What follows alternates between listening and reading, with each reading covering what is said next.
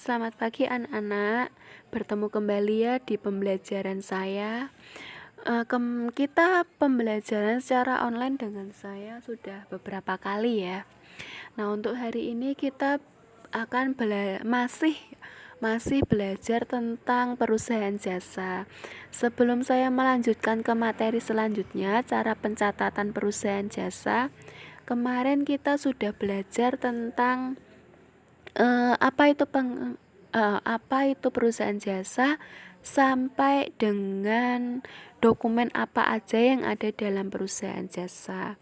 Nah, di dalam perusahaan jasa ini saya anggap kalian udah nggak ada yang tanya ya, karena kan perusahaan jasa ini sudah nggak asing lagi buat kalian, karena di kelas 10 kalian sudah belajar tentang perusahaan jasa. Nah, hari ini nanti kita akan belajar tentang cara pencatatannya. Cara pencatatannya di sini kita belajar tentang jurnal umum sama buku besar.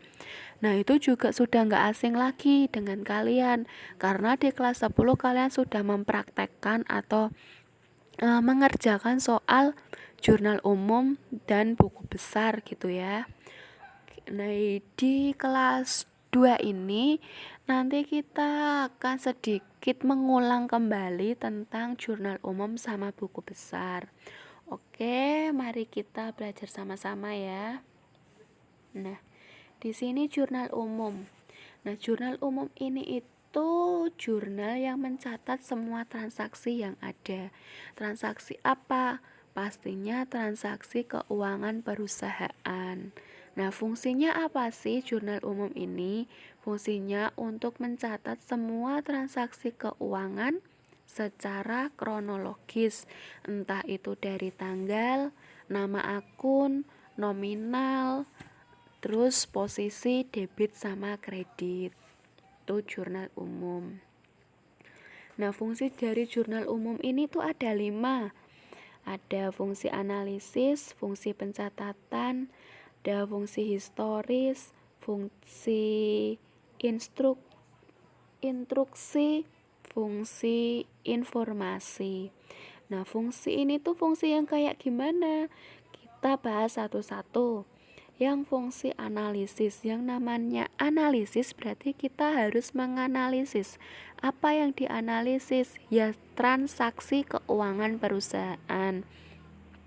Misal nih, tanggal 1 ada transaksi tanggal 1 Desember 2018 Ibu Ani membeli peralatan kantor sebesar 5.000 secara kredit. Nah, membeli peralatan kantor berarti kan peralatan kantor ini kan bertambah.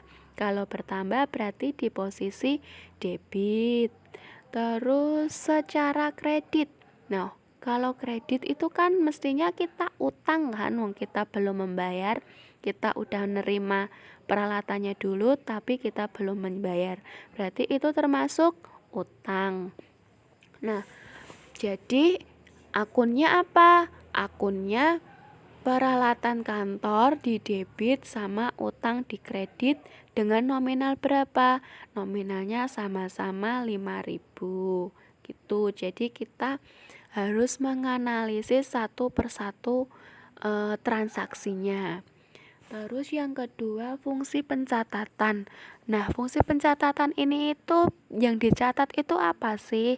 Yang dicatat juga transaksi keuangan perusahaan. Jadi perusahaan ini 1 bulan ini melakukan transaksi apa aja itu harus dicatat. Kenapa kok harus dicatat? Lah, fungsi untuk pencatatan sendiri ini untuk apa? Fungsinya untuk mempermudah kita membuat laporan keuangan, sehingga nanti kita membuat laporan keuangan itu tidak kesulitan gitu. Terus fungsi yang ketiga, fungsi historis. Nah, fungsi historis ini itu mencatat sesuai tanggal transaksi. Semisal tanggal transaksinya tanggal 1, ya kita catat tanggal 1. Nggak bisa transaksinya itu tanggal 1, kita mencatatnya di tanggal 2 itu nggak bisa. Terus yang keempat fungsi instruksi. Nah, namanya instruksi itu berarti perintah ya. Nah, perintah apa yang dilakukan? Perintahnya pemindah bukuan. Nah, yang dipindah buku ini yang gimana? Pemindah bukuan artinya jurnal umum dipindah buku menjadi buku besar. Nah, pemindahan jurnal umum ke buku besar ini dinamakan memosting gitu. Terus yang terakhir ada fungsi informasi. Fungsi informasi ini tuh yang diinformasikan itu transaksi selama satu periode. Transaksi apa ya, jelas pastinya transaksi keuangan perusahaan ya. Jadi satu periode perusahaan ini melakukan transaksi apa aja itu diinformasikan gitu. Itu untuk fungsi jurnal umum. Terus selanjutnya, nah ini ada kolom jurnal umum. Kolomnya seperti ini, ada tanggal, keterangan, ref, debit, kredit, tanggal, ini tuh tanggal transaksi, terus keterangan, ini isinya akun-akun. Terus untuk yang ref ini kode akun, misal akun kas kodenya 111, akun beban 511, seperti itu di kelas 10 kalian sudah dicatetin ya kode akun-akunnya. Terus ini posisinya juga debit kredit seperti biasanya. Sebelum kalian membuat jurnal umum, ini kalian harus ada identitasnya dulu. Nama perusahaannya apa? Misal perusahaan PTX. Terus kita membuatnya apa? Membuat jurnal umum berarti ditulis jurnal umum. Kalau kita membuat kita membuat jurnal penutup ya berarti dikasih kode jurnal penutup. Terus pernya itu gimana? Biasanya pernya itu per 1 bulan, kayak per 31 Desember 2018, terus per 30 Januari 2018, seperti itu. Ini udah kalian kerjakan berulang kali di kelas 10. Nah, ini untuk latihan soalnya. Latihan soalnya ini ada kasus Ibu Endang selama bulan Desember ya. Ini Ibu Endang selama bulan Desember melakukan beberapa transaksi, melakukan 5 transaksi dari tanggal 1, 2, 24, 27, 28, nah sampai 28. Nah, kita tadi fungsi analisis fungsi jurnal umum, kita harus menganalisis dulu. Oke, kita analisis satu persatu transaksinya. Ini di tanggal 1 Desember 2019 Ibu Endang menyetor uang sebesar 12 juta sebagai modal awal untuk mendirikan usaha salon cantik. Nah, ini Ibu Endang menyetor uang, berarti uangnya disetor. Nah, kalau uang disetor berarti kan kas kita kan masuk kan, kas kita bertambah. Nah, berarti kas posisinya ada di debit, terus modalnya ini di kredit. Dengan nominal berapa? Nominalnya sama-sama 12 juta. Terus untuk transaksi yang tanggal 2, ini Bu Endang menyewa gedung sebesar 3 bulan untuk 1 bulan. Menyewa berarti kan ini kasnya kan keluar, karena untuk membayar sewa ini kas keluar, berarti uang kita berkurang. Kasnya di posisi kredit sebesar 3 juta. Ya, debitnya apa? Debitnya di sini beban sewa, karena ini Bu Endang melakukan sewa sebesar 3 juta juga. Terus tanggal 24 Desember 2019 dibayar gaji karyawan sebesar 3 juta. Nah, ini sama dengan di transaksi tanggal 2. Berarti akunnya beban gaji di debit, terus kasnya juga berkurang, masuknya di kredit karena membayar gaji dengan nilai nominal ya, dengan nominal 3 juta. Terus di tanggal 27 nih, tanggal 27 Desember 2019, Ibu Endang mengambil uang perusahaan untuk kepentingan pribadinya sebesar 2 juta. Mengambil uang berarti mengambil uang untuk pribadi. Berarti ini prive ya. Di prive itu pengambilan uang secara pribadi. Pengambilan uang secara pribadi pada pemilik uangnya gitu kan. Berarti di sini prive, akunnya prive di debit, kasnya di kredit karena uangnya ini diambil, kasnya jadi berkurang dengan nilai berapa? 2 juta. Terus nih transaksi yang terakhir pada tanggal 28 Desember 2019 diselesaikan merias gedung untuk seminar sebesar 4 juta. Jasa tersebut dibayar nanti tanggal 30 Desember 2014. Dibayar nanti berarti masih ada piutang usaha sebesar 4 juta. Jadi akunnya piutang usaha di debit, pendapatannya di kredit sebesar 4 juta juga. Kenapa pendapatan di kredit? Karena ini ibaratnya masih utang ya, karena pembayarannya masih di tanggal 30 Desember. Seperti itu. Yuk kita lihat jurnal umumnya. Nah, jurnal umumnya kayak gini, terus totalnya ada 33 juta. Nah, total di sini debit sama kredit harus balance. Tapi kalau membuat jurnal umum ini pasti balance-nya sih nih. Karena kan nominal antara debit sama kredit ini sama, jadi pasti balance. Jangan khawatir kalau untuk membuat jurnal umum itu nggak balance, itu nggak mungkin gitu. Cuma hati-hati cara menganalisisnya gitu. Nah, selanjutnya kita pindah ke buku besar. Setelah kita membuat jurnal umum, terus kita pindah ke buku besar. Nah, buku besar di sini itu mencatat perubahan pada suatu transaksi yang disebabkan oleh adanya transaksi keuangan. Fungsinya apa buku besar? Fungsinya untuk mengelompokkan akun-akun agar mudah untuk diidentifikasi. Misal akun kas ya dikelompokkan jadi satu dengan akun kas, piutang dikelompokkan jadi satu dengan piutang, terus utang dikelompokkan jadi satu dengan utang, seperti itu. Nah, ini juga sudah saya singgung di awal kalau pemindahan dari jurnal umum ke buku besar itu disebut posting ya. Nah, gunanya apa kok harus ada posting ini?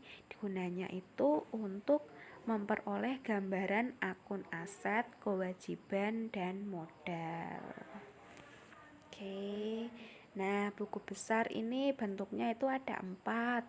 Yang pertama bentuk T. Kenapa kok T? Karena ini kan bentuknya kayak T, kayak gini tok ya. Nah, ini buku besar paling simple ini ya. Terus ada skonto. Ini itu ada dua bagian. Yang di sisi kiri saya ini bagian debit, sisi kanan saya ini kredit. Terus ada bentuk saldo rangkap. Nah, bentuk saldo rangkap ini yang sering digunakan nih. Terus saldo tunggal. Saldo tunggal ini hampir sama dengan saldo rangkap ya kolomnya. Nah, tadi kan kita sudah membuat jurnal umumnya, lalu kita posting ke buku besar. Kita membuat ada berapa buku besar nih kira-kira? ada 1, 2, 3, 4, 5, 6, 7. Jadi kita harus membuat buku besar 7 ya. Kas, buku besar kas, buku besar modal, buku besar beban sewa, buku besar beban gaji, buku besar prive, buku besar piutang usaha, dan buku besar pendapatan. Yang pertama kita buat yang kas dulu, buku besar kas. Nah ini yang ada kasnya di tanggal berapa aja? Ternyata yang ada di kasnya ada tanggal 1, 2, 24, dan 27. Peletakan nominalnya juga harus sama yang ada di jurnal umum. Kalau di debit ya kita letakkan di debit, kalau di kredit kita letakkan di kredit. Nah ref ini itu isinya itu dari mana kita ambil. Semisal di sini tanggal 1 ada kas di jurnal umum, ya kita tulis JU. Misal di tanggal 3 ada kas lagi di jurnal penerimaan kas, berarti refnya isinya JKM. Terus ada kas di jurnal pembelian, berarti refnya isinya JP atau jurnal pembelian gitu. Nah, untuk menghitung saldonya ini masuk di debit atau di kredit, kita lihat tanggal 1 kan 12 juta di debit, saldonya pasti di debit. Terus tanggal 2 ada kas di kredit sebesar 3 juta. Nah, itu dikurangi 12 juta dikurangi 3 juta. Ada 9 juta, masuknya di debit. Istilahnya gini, kalau kalian punya uang sebesar 12 juta, terus uang kalian kamu buat untuk bayar utang sebesar 3 juta. Nah, sisa uang kamu yang kamu pegang ini kan ada 9 juta. Kalau ada sisa yang kamu pegang, berarti itu masuknya di debit. Terus tanggal 24 ada utang lagi sebesar 3 juta, berarti 9 juta dikurangi 3 juta. Punya uangmu 9 juta, kamu buat bayar utang 3 juta, berarti masih 6 juta. Terus tanggal 27 kamu buat bayar utang lagi sebesar 2 juta. Jadi hasil akhir uang kamu yang masih kamu miliki itu sebesar 4 juta ini. Jadi nanti kalau kita membuat neraca, berarti neraca itu kan rekapan dari buku besar ya, hasil akhir dari buku besar. Jadi hasil akhir kasnya itu yang ditulis di neraca yang ini, yang 4 juta ini gitu. Terus misal di debit sama debit, berarti masuknya nanti di debit itu ditambah, debit ditambah masuk di debit. Debit kredit dikurang masuknya di debit, kredit ditambah masuknya di kredit. Terus kredit debit itu dikurang masuknya di kredit, saldo kredit gitu. Terus ini buku besar beban sewa, ini buku besar beban gaji. Jadi nanti kalau ada tanggal berapa lagi yang ada beban gaji, kita cari satu-satu. Terus ini ada modal, prive, ini piutang. Nah, ini piutang di tanggal 28. Terus kita cari lagi kira-kira ada piutang lagi di tanggal berapa gitu. Ini piutang kita bedakan jadi dua ya. Ini piutangnya piutang usaha atau piutang dagang. Kalau ada piutang dagang sama piutang usaha, kita buat buku besarnya sendiri-sendiri ya, nggak dicampur jadi satu gitu. Ini buku besar pendapatan, nah gitu. Nah ini ada evaluasinya. Ini di sini ada